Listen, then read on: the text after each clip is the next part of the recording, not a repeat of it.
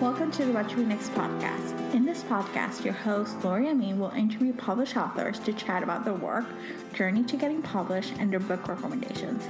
If you share a passion for books and always looking for your next read, then join us. Hi, Rachel. Welcome to What to Read Next podcast.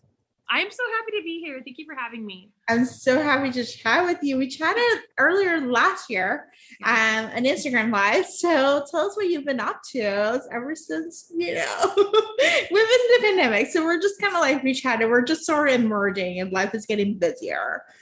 Dude, life is like so busy right now. Like I don't even like I think it's really hard for me right now is that I have a lot of projects I can't talk about.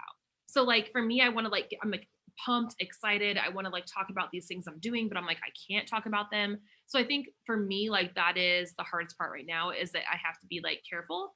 But at the same time, like, I'm working on a lot of really cool, sorry, I just filmed that. I'm working on a lot of really cool things that I've never done before. So I'm working on a YA. I'm working on something for animation, and I have 2 graphic novels. One graphic novel, I know, right? One graphic novel that's coming out with like a book series I already have. And then one that I just pitched, hopefully that will come out, which I'm really proud of. So a lot of really different stuff, a lot of stuff with like, with movies and streaming. And I kind of went from like, let's just do traditional publishing. And I just went like, you know what, let's go over to this sector of just like different streaming stuff. And let's try this. And it's been really successful and great. So it's been really good. I have a lot of contracts. I have a lot of options for like movie stuff. So I'm really pumped about that. I am this month actually going down to LA to get like probably getting shoved off a cliff, honestly, to get shoved into like screenwriting. So, which I was always trying to do like in the last like 2 years, but like now I have like a mentor that's going to help me. So yeah, so like a lot of really crazy stuff I've never done before, but I'm really excited about it. I think that's fun. I think for readers, that's really fun too. That's really exciting. So what was the transition? Like, how do you expand those horizons? Because like we're talking beyond writing, beyond traditional book publishing, we're talking about movie streaming, all these other options, all these worlds, screenwriting, like what was the preparation process? What sparked the idea? Like what got you out of that comfort zone, Okay. So like, this is horrible. Honest moment. I had been wanting to do this for a really long time. And my agent at the time, she's older. And so like every time I would come to her and say like, I want to do this, she'd be like, I don't understand. I don't know what that is. And so I finally was just like, we have to part ways. I adore her. She's like family to me. And I was like, I need someone who understands where I'm coming from.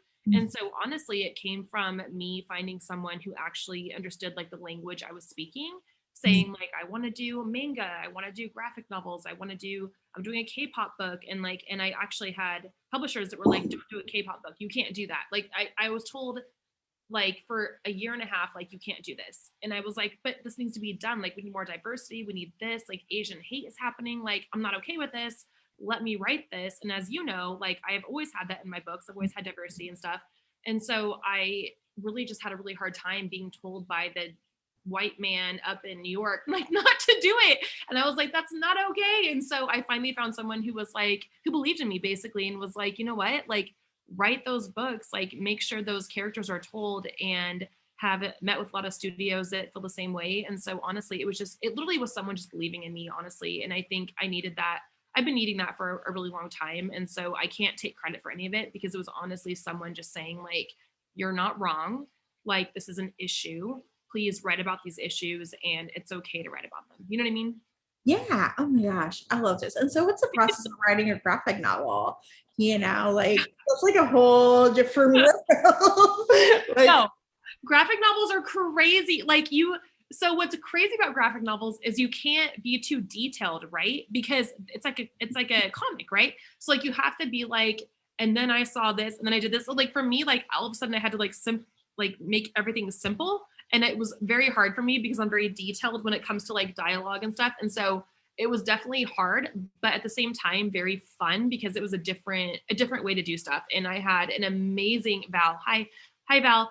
She did all my illustrations, and I worked with Patti Stanger, Millionaire Matchmaker, who is one of my partners. I know what? No, she's one of my partners, producing partners, and we wrote like what, 2-3 books together already that we're pitching right now. And we've done two graphic novels. And so she was the one that was like, here's the storyline, let's get this done. And I was like, cool. And so like me and her have been working behind the scenes a ton on all of this graphic novel stuff. And I'm really proud of it because I feel like it's very different. And how fun is that? Like graphic novels, people don't even realize like graphic novels right now are like, you think like books sell, like graphic novels are like hundreds of millions of people stream, and it's in a lot of like younger kids with COVID, like that's what they're reading, that's what they're coming to. And so for us, it was more or less just like, let's give them what they want. And so yeah, so that's what we've been working on. I mean, like literally working on hard for the last like 5 months. Gosh, and how did you meet Patti? You're like Bravo celebrities, you know? Like, right? I just overwhelmed you. Okay, so that's a funny story. So I'm gonna do this. Okay, so me and Patti, so I randomly got this DM from her and didn't think that it was real didn't think it was real, and saw that there was this DM and was like, okay, who's this person? And I was like, I know who Patti is. Like, obviously, like when I was in college, like watched her show as everyone did at my age, right? Watched that show in college. And then I was like, oh wait, but there's a blue check mark. So clearly it's like the real person, right? Because that was my biggest concern. And she was like, hey, I read Matchmaker's Playbook because she's a matchmaker. So she read it, watched the movie, and was like, and then saw my backlist, saw like my paranormal, like dark ones, which is what we're working on right now, like everything, and was like, can we work together? And I was like, yeah. And so we, back right before COVID hit, 2019, we're like, we're doing this, we're jumping in, and then COVID obviously hit. And so it was like this very hard time because we both were ready just to go, like ready to go. Like we had all these things ready to go. We had producers, directors, everything was ready to go. And then it was like, oh, just kidding, COVID is happening. So that's why it's kind of taken a little bit longer for some of the stuff that we've been doing to like come out, because we were waiting. A lot of people weren't filming anymore. The people we're working with are in Canada. We couldn't fly into Canada. Like, I mean, just all these different things you wouldn't even think about happened. So anyway, so that's really honestly how we met, and we've been friends ever since. And I fly down there in July to do some screenwriting for a historical that I've done, that she's like, just fly down, we'll get it done in a week. And I was like, okay. So that's kind of our story as far as like how we met each other and how we connected. But it was a totally like random, I don't even know. And so then she was like, let's write a book. And I was like, cool. And like, yeah, so that all happened just very organically, which is really fun. And she's great. We've had a really fun time, and it's been really great having someone who, in the past, like I've written with other people, and it's hard when it's all on you, right? And with Patti, like she has an entire outline, which I never do. And she's like, we're going to do this. And it's like this like 10-page outline. And I'm like, okay, but like, it's nice because I don't have to come up with it myself, which is really nice. And so it's been a really good, a good partnership for us. Yeah. Gotta love that she's slid in your DMs. And then my DMs. It happens. It totally happens. It totally happens. Like, this is like amazing. Like, I love like how organic it was. Like, it was just like a book that she read, that she saw the movie, like, like things that happen in your backlist, like, right. Like I wouldn't even known. Like I literally was at Starbucks looking at my DMs going, what? And like, I'm sitting there like writing, and I'm like, okay, so I respond really quick, but like, how does that even, I don't even know. Like, yeah, it's been really cool. Oh, I love this. Oh, so I did read your mafia romance. We chatted because I was like, I don't know how I feel about mafia. So I still don't know how I feel about mafia, but I do love your mafia romance. So this is like the stuff. Am I the exception? Can I be the exception? You're the exception. Yes. I was like, oh. So chat about your mafia romance, because it's exception to my rule, but I would like for our audience to look for, you have 2 series, you have the lead, and then you have the new adult, the college age, the next generation series. Can you talk to us a little bit about it for those who are looking for some mafia romance, Yeah. So my Eagle Elite started about 10 years ago, which is crazy. So I feel really old right now. My husband had said like, he didn't want to read my books. He was like, I don't like stuff like that. I want more suspense. And then we had seen like a news article about this guy that was living 30 miles away from us, who was an actual mafia guy from the like Cosa Nostra, so like one of the 5 families here in the U.S. And he was basically like an assassin, you know, like how one would live 30 miles away from you. And so he basically got arrested, but the entire town was like, don't arrest him. He's the best. Like he was on part of the PTA. He was part of like, he was a farmer, like all these things. And Nate was like, you should write a book like this. And so I wrote Elite based on that book. And it took off, did really well. So basically my mafia is, I think what's hard about my mafia is it's very different from other mafias. Like I have a lot of humor in it. As you know, like it's very much like, yes, it's intense this way, but it's also intense in like a funny way. And then on top of that, like I make sure that I bring in every single thing as far as like research for the Italian mafia, for Cosa Nostra that I can possibly have. Even bring in like the Russian mafia, I bring in like the Irish mob. Like I told Nate, my husband, like that I would not do this unless I did it right. Unless I actually like researched and did it in a way that like made sense and like honored like the people that are actually part of this. And so with Eagle Elite, like it was a very slow process. We have, I think, 12 books in that series, and they start off very new adult, very like YA. And then they get sexier as you go. They get more and more intense because at the time, like I was like, can I push this boundary? Can I not? And then the Mafia Royals is like the kids' stories. The kids' stories are very different from the parent stories. If anyone's read them, they're like, whoa, like they're a lot more intense, a lot more gruesome, a lot more, there's a lot of sex, like a lot of like different like things going on there. But I think with their stories, like I think that it makes sense to have like a mafia series that just develops and grows from like what I had into like what I have now. So they're very fun. The kids are like 20 to 25. It's just fun. Like they're just fun. Like they're intense. I think one of the biggest things that I wanted to bring in, which if you've read them, you know, I wanted the women to be equal to the men. I wanted to make sure that the women were just as badass, that the women were not people that the men were like coming down onto. Like it was like the women were just as terrifying, just as crazy. And with the first one, the Twist Princess, Serena is very much like, I'll kill you. I love it. And I love it. And I know some people are very put off by that. Like that she's like, she had him like, what, like make sure that like her skirt was like slit up enough so she could kick him in the ass. I'm like, great. But like, I think that it's so important to have women that are powerful, that have that power.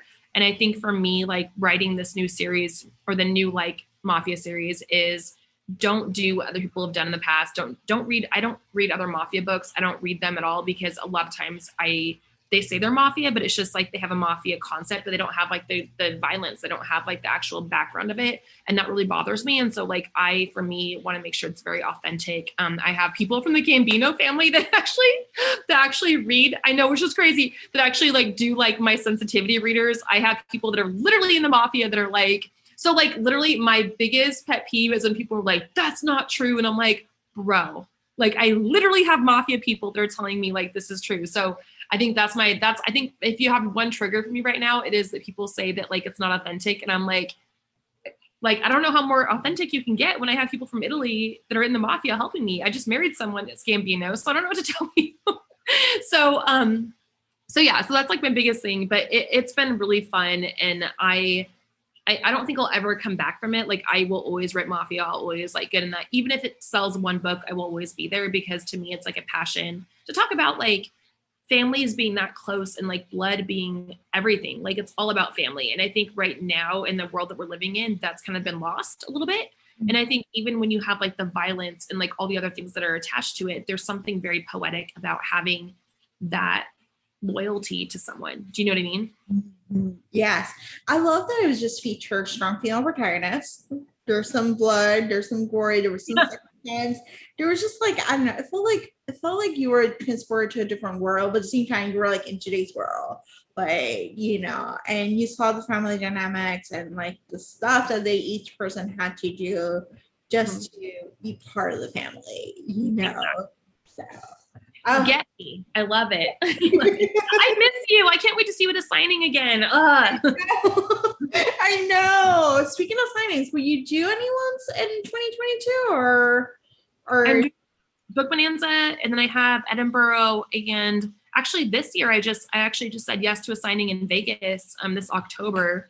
I forget what it was for, but I have to do a panel and stuff. So I was like, I'm so done. Like, I just need to get out and just be out. So yeah, I have one this October, and then next year I have Edinburgh. I have, I think, is it called Bay? I think I have that one. I have like 4, I think, next year. So I kind of like just made everything into like 2022, and I'm just going to travel my butt off and I just want to see, I want to see readers, bloggers, podcasters.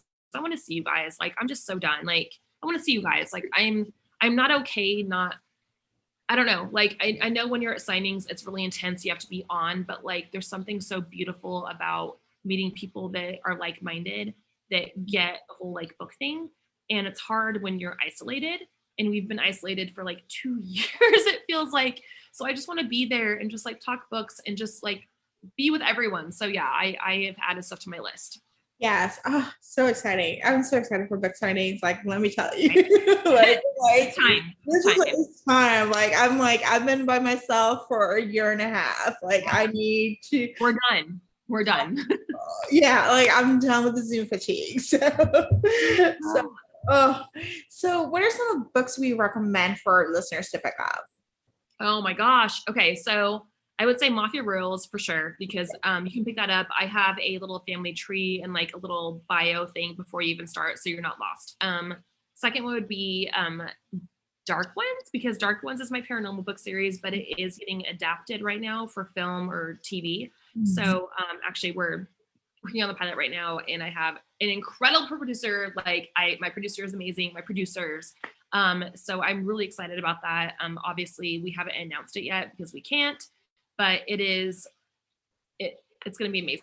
So like, if you love paranormal, if you love like that kind of like feeling of like fallen angels, that kind of stuff, like, please pick up Dark Ones. And then if you want just like rom-com fun stuff, Consequences, my Consequence series is just a fun, silly slapstick. Like, if you're just like stressed out, read that and you'll be like, I'm good. Like, I'm happy now. So yeah, so that's that series. And I have like over 120 books. So like, I always say to people, like, if you are confused, you're like, what do I do? Talk to you, talk to me. Like, we will definitely recommend books that we think are going to be like, meet you where you're at. You know what I mean? So I write every genre. I just released a book, or I'm releasing it on Tuesday with Monica Robinson.